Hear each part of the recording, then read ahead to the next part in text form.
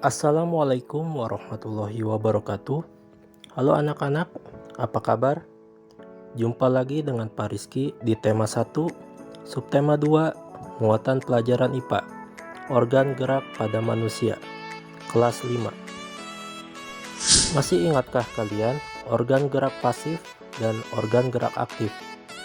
Ya, salah satu organ gerak pasif pada manusia yaitu tulang, atau disebut dengan rangka. Sebelumnya, mari kita ketahui apa fungsi dari rangka.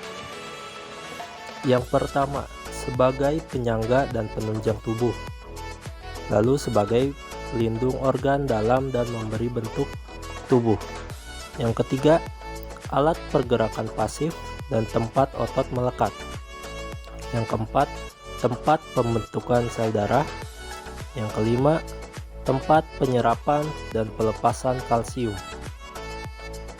Rangka pada manusia dibagi ke dalam beberapa bagian. Di antaranya, yang pertama, rangka kepala atau tengkorak. 2. Rangka anggota gerak atas. 3. Rangka anggota gerak bawah. 4. Rangka badan. Yang pertama, rangka kepala atau tengkorak.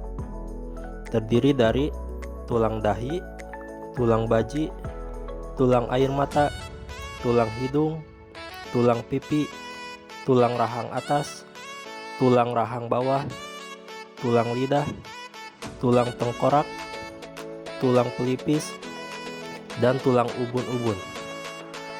Yang kedua, rangka anggota gerak atas. Ada tulang lengan atas sebagai tempat menempelnya otot-otot utama yang menggerakkan siku dan bahu. Tulang pengumpil untuk menyambungkan siku dengan tangan pada sisi ibu jari dan membentuk persendian pergelangan tangan. Tulang hasta bekerja sama dengan jari-jari berperan dalam gerakan memutar pergelangan tangan. Tulang pergelangan tangan untuk memberikan gerakan dengan memutar, sebagai persambungan antara tulang lengan bawah dan telapak tangan. Tulang telapak tangan sebagai penguat dan tempat melekatnya otot dan pembentuk tangan. Tulang jari tangan untuk pergerakan jari seperti menyentuh dan memegang suatu benda. Yang ketiga, rangka anggota gerak bawah. Terdiri dari tulang paha sebagai penggerak untuk berjalan dan berlari, menyangga badan dan menghubungkan tulang bagian pinggul dan lutut. Tulang tempurung lutut sebagai pembungkus dan pelindung sendi lutut. Tulang kering sebagai penahan benturan di kaki. Tulang betis sebagai penjaga bentuk kaki, mempertahankan posisi kaki. Tulang pergelangan kaki untuk gerak naik turun kaki. Tulang telapak kaki untuk berpijak. Yang terakhir, rangka badan. Terdiri dari tulang leher untuk melindungi tenggorokan dan kerongkongan. Tulang dada dan tulang rusuk untuk melindungi paru-paru dan jantung. Tulang belakang untuk melindungi syaraf dan sumsum tulang belakang. Tulang panggul untuk melindungi organ pencernaan dan organ reproduksi.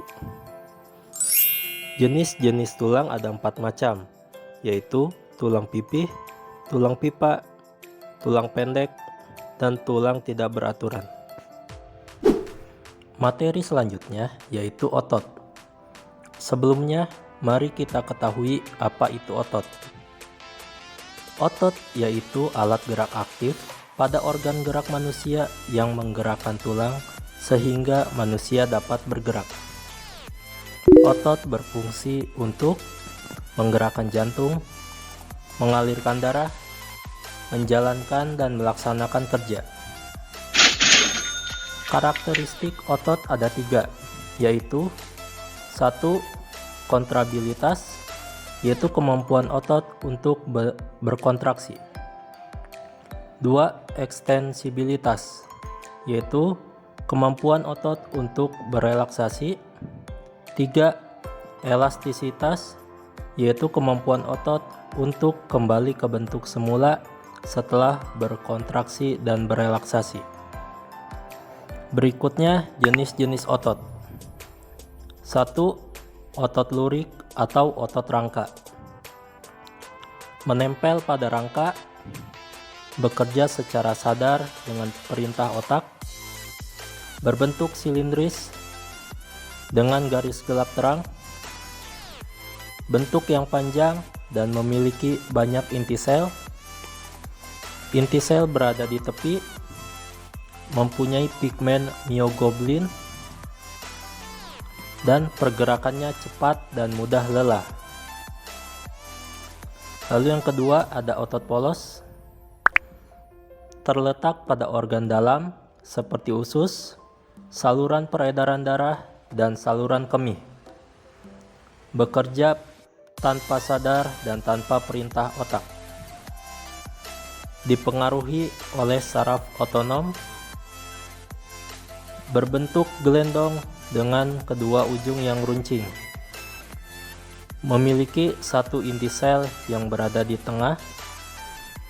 Pergerakannya lambat dan mudah lelah.